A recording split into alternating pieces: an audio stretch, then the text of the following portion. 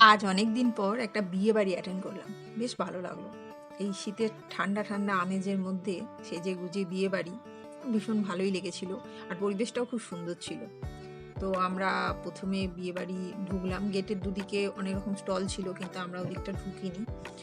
তো সোজা আমরা ভিতরেই গেছিলাম। গিয়ে ফার্স্ট টাইম আমরা চা খেলাম। কারণ যেহেতু আমরা গাড়িতে গিয়েছিলাম ঠান্ডাও বেশ লেগেছিল। চা খেলাম। তারপরে ফুচকা। আমি যেহেতু ভিডিও শ্যুট করছিলাম ওইজন্য ও ফুচকা খাচ্ছিল সেই ছবিটা আমি তুললাম।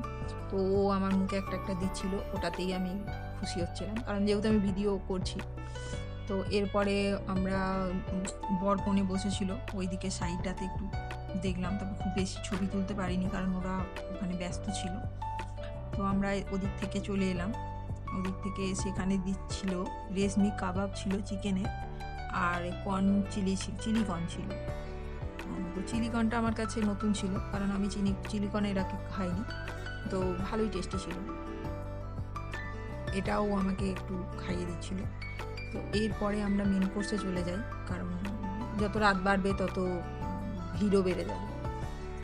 তো ওখানে গিয়ে দেখলাম যে যেখানে নন ভেজ আইটেম সেখানে তো প্রচুর ভিড় হয়েছে। তো ওর প্রথমেই পছন্দ ছিল ফিশ ফ্রাই, তো ফিশ ফ্রাইটা নিল। বলল ফিশ ফ্রাইটা খুব ভালো টেস্টিই ছিল। তো এরপরে নিয়েছিল ওরা কুলচা, বিরিয়ানি আরও অনেক কিছু ছিল। তো ওর ওগুলো কুলফিটা আমার খুব ফেভারিট ছিল।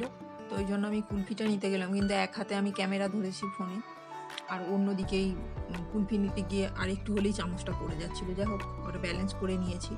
এদিকে চাটনি পাঁপড়, তারপরে ওটা ছিল রাবড়ি, গোলাপ জামুন। তো তার মধ্যে আমার পছন্দ হলো পাঁপড়, গোলাপ জামুন, এটা আমি নিয়েছিলাম। আর ভেজ আইটেমের দিকে কেউ ছিল না, মানে জাস্ট ভদ্রলোক দাঁড়িয়েছিলেন কিন্তু একটা ব্যক্তিও ছিল না যে ভেজ খাওয়ার জন্য। তো এখানে ও লাস্টে কুলফিটা আর খেতে পারছিল না কারণ এত পেট ভরে গেছিলো ওর। এইটা ছিল টোটাল মেনু কার্ড।